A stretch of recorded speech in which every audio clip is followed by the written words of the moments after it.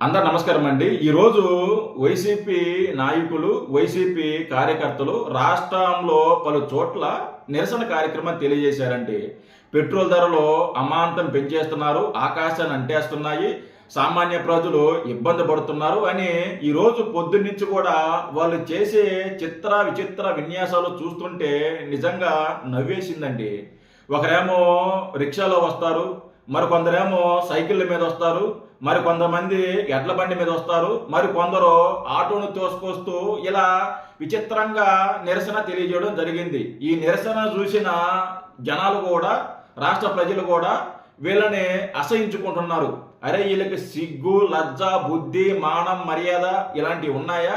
వీళ్ళు పోయి పెట్రోల్ ధరల పెంపు గురించి వీళ్ళు నిరసన తెలియజేస్తున్నారు. అసలుకి పెట్రోల్ పెరిగింది వీళ్ళు అధికారంలో ఉన్నప్పుడే కదా అని జనాలు కూడా అసహించుకుంటున్నారండి. అయినా సరే సిగ్గు లేకుండా అంబటి రాంబాబు లాంటి వాళ్ళు, లేకుంటే ఈ తొర్రు పనులు పేరు నాని ఉన్నాడు కదా ఈ కుక్క, ఇలాంటి వాళ్ళు ప్రెస్ మీట్లు పెట్టి పెద్ద పెద్ద ముదర మాటలు, పెద్ద పెద్ద బలుపు మాటలు మాట్లాడుతున్నారు.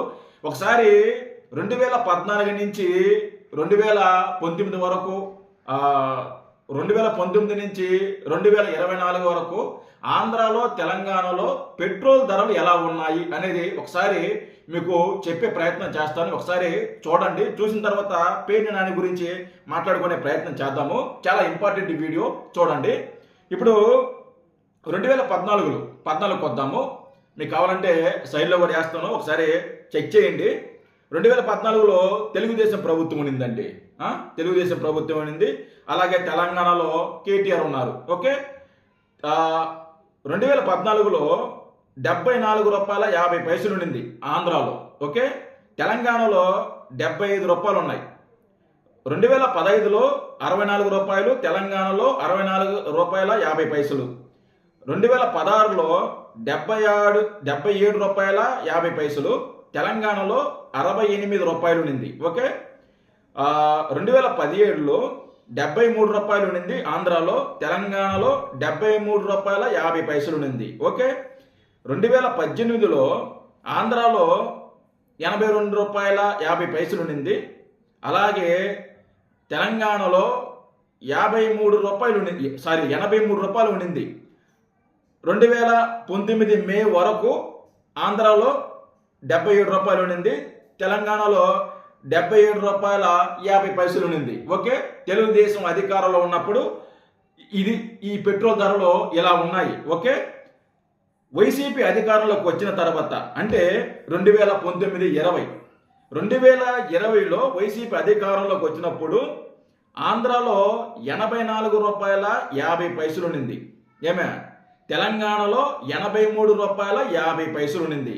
ఓకే, అంటే మనకాడ ఎక్కువ ఉండింది, వాళ్ళకాడ తెలంగాణలో తక్కువ ఉండింది.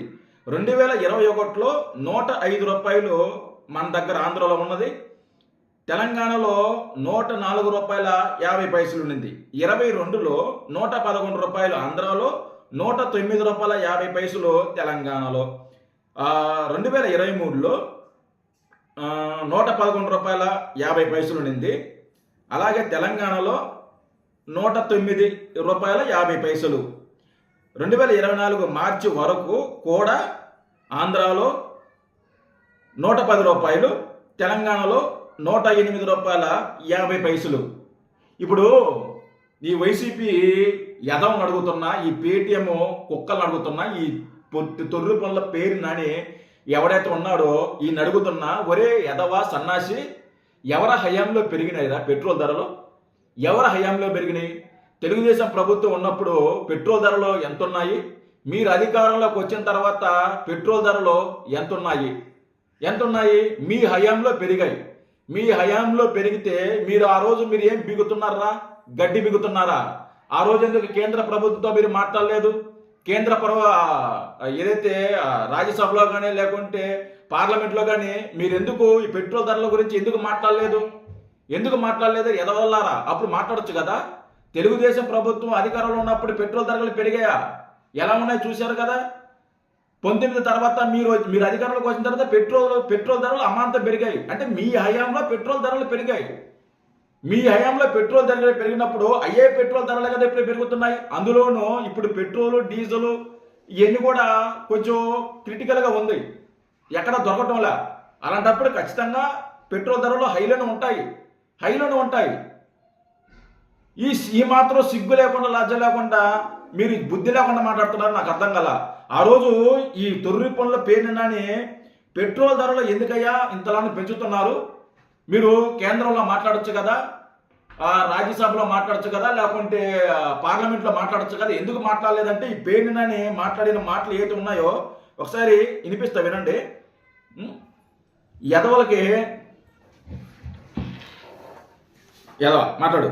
పెట్రోల్ రేటు సార్, ప్రస్తుతం పెట్రోల్ రేటు 113 రూపాయలు పైమాట సార్. మరి ఇది దేశంలోనే అత్యుత్తమ రేట్ సార్. మన చేతగానే కదా సార్, అంటే మన నాన్నగారిని మనం చేతగానే చెప్తున్నాం. వాళ్ళ కొడుకు మాట్లాడుతున్నాడు. ఈ రోజు ఆంధ్రప్రదేశ్ ప్రభుత్వం తగ్గించుకోవాలి రేటు. ఇది గతంలో వీళ్ళ అధికారంలో ఉన్నప్పుడు ఈ పేరునని మాట్లాడిన మాటలు అన్నమాట, వినండి. ఆంధ్రప్రదేశ్ ప్రభుత్వం తగ్గించుకోవాలి రేటు అని చెప్పని ఉత్తర కుమార ప్రగల్భాలు పలకం చూస్తుంటే ఎక్కువ ఉండదని ప్రజలు ఎందుకే అనుకుంటున్నారా అని చూస్తాం. మీకు నిజంగా నిజాయితీ ఉంటే, మీలో రాజకీయ నిబద్ధత ఉంటే నార్త్ బ్లాక్ దగ్గరికి వెళ్ళి పార్లమెంట్ ముందుకెళ్ళి ధర్నా చేయండి. యువకదంపుడు ఉపన్యాసాలన్నీ కూడా ఇక్కడ మైకి పెట్టి వినిపించండి. మరొక 20-25 రూపాయలు తగ్గించమని చెప్పని అడగండి.